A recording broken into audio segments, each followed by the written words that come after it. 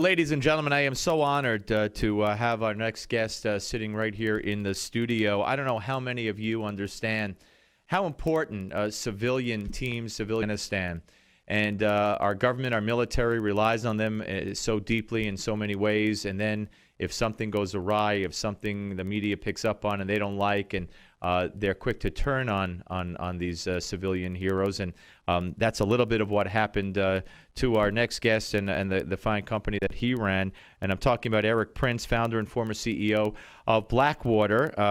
He is no longer with Blackwater, but he is now a equity investor. We'll talk about that. He has penned it all in a wonderful new book, and it's called Civilian Warriors, The Inside Story of Blackwater and the Unsung Heroes of the War on Terror. I hold that up and I say hello to Erick Prince. Hello, sir. Thanks for having me. It's my pleasure. Thank you. And of course, your background, of course, we should tell everybody, a Navy SEAL. And whenever I sit opposite anybody from the military, I always say, which is true, you're a better man than I or woman than I, however that goes down, for having served. But to me, a Navy SEAL is always just one step above and one step special. It's I think it was the best job in the world. It's a great bunch of people to work with.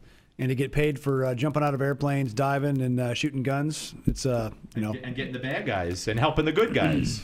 Correct. All right, now talk about Blackwater. You know, to me, unfortunately, in many liberal circles, and they try to poison the public, in my view, through the media. Blackwater, Halliburton, these are names that they want to make into evil names, and anybody affiliated with them is a bad person. What's that? The boogeyman, absolutely. Talk about Blackwater, talk about the genesis, and talk about how the government started turning to you. I mean, you go back to around 2000. I know the coal, and you go back to you gave them some valuable tips with Afghanistan and Al Qaeda and the Taliban. Talk about that. Sure. I was a Navy SEAL for a number of years. I got out because my dad died and my wife got sick with cancer. I got out to help, kind of sort out the family business. I started Blackwater really as a way to stay connected to the teams. Those special operations kind of units have been using private facilities since the late 70s, but no one had done it on a grand scale. So I was in the fortunate position to be able to do that, to self-fund it, and kind of built it as a field of dreams. And so we started in 97, first customers January of 98, and then Columbine happens shortly thereafter, and we ended up building a big mock high school on spec after that to train thousands of SWAT team officers to solve that immediate shooter threat. And then the Navy came to us after the coal was blown up. We had a $1.5 billion warship destroyed by two guys in a suicide boat, and we trained sailors how to protect their ship. And then after 9/11, I think everyone was trying to figure out how to run to the call, and we did. And our government customers called us, and we responded with a lot of security and logistics, a lot more training. Even we bought a small aviation operation, and we took them from one leased aircraft up to 73. Wow. And doing everything from medevac, airlift, resupply, you name it, flying in very difficult places.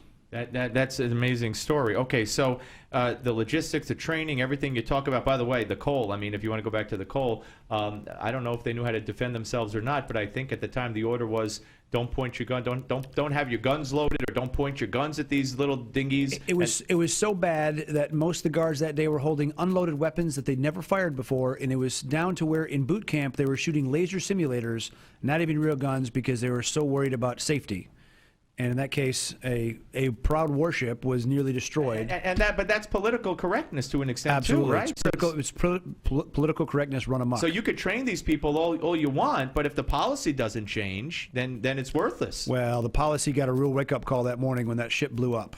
Unbelievable. All right, so you are called into service again after 9/11. You provide, as everything you mentioned, plus is from what I could recall, the valuable information regarding, tips, if you will, inside information regarding the Al Qaeda and the Taliban. And yeah, a little known fact I talk about it in the book is I was actually paying attention to Afghan peace long before it was in vogue to do so. I actually funded Aloya Yurga, one of those tribal councils, in the late 90s in Switzerland, trying to bring a peaceful reconciliation to the Afghan civil war, trying to get the king to go back and make a deal and kind of suppress the Taliban. So anyway, that led to knowing people who know people, and so after 9/11, we were able to make some other introductions to the intelligence community, so that U.S. boots could get on the ground there quicker and get after al-Qaeda. Okay, now, when do things go bad? When does the government start scapegoating you and your company and trying to make you into some bad guy,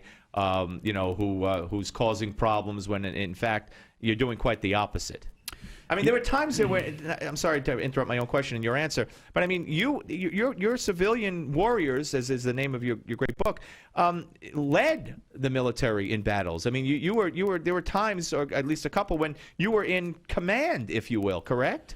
Well, a couple times, I guess, in extremis. There was a time in Najaf where 1,000 or so Shia radicals led by Muqtada al-Sadr attacked a coalition facility. We happened to have 8 bodyguards there. Our guys ended up leading the defense. It was led by a former SEAL senior chief petty officer, and he kind of was naturally took charge of that and led the defense. And we even resupplied with our helicopters twice and medevaced some of the soldiers that were there out of there, who were later awarded medals for their valor. All right, so tell us, I mean, there were a couple of incidents that got a lot of public attention, one particular in Iraq. Sure. In Fallujah, first of all, 4 of our guys were ambushed and murdered by the insurgents in kind of a made-for-TV murder, and with, videotaped and all.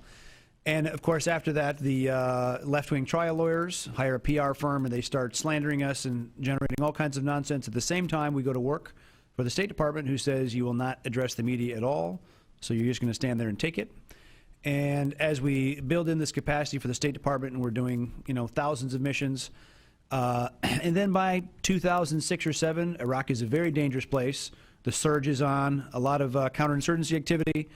And then a fateful day, Nisr Square, September 16, 2007, a car bomb went off. Just to give flavor on that previous week, one of our helicopters was shot down, a couple roadside bomb attacks.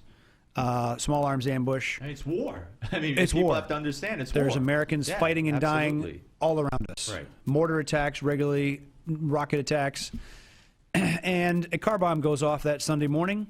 Our guys decide to evacuate the State Department official from the venue, and a support team is moved in to free up a traffic circle so the guys can move through there quickly.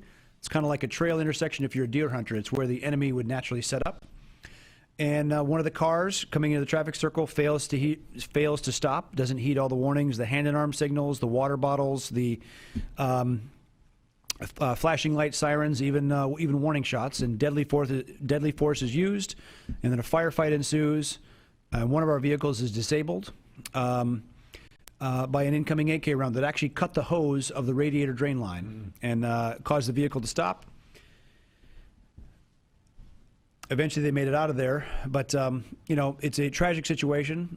It's war, and unfortunately, sometimes innocent civilians get hurt. Yeah. And I also want to make it real clear, in comparison, October 3, in Washington, D.C., a 34-year-old woman, American citizen, driving her car, got into some kind of traffic altercation with the Secret Service, and they started firing at her. Yeah. A lot. Yeah. And she fled.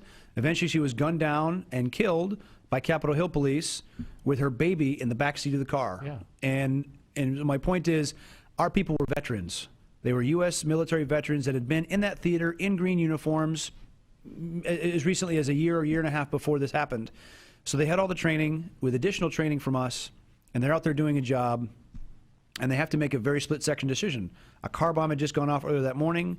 Could that car coming been another car bomb? Could easily be, because it happened all the time. Absolutely. Will you stay another segment? Because I want to follow up on this. And, of course, the Justice Department just they're going after 4 of your former employees for this, correct? Political prosecution. Absolutely. Still. We're talking to Erick Prince. Civilian Warriors is the book. The Inside Story of Blackwater. We have much more to talk about when we return. You're, of course, listening to and watching The Steve Malzberg Show on Newsmax TV and radio. Don't go away.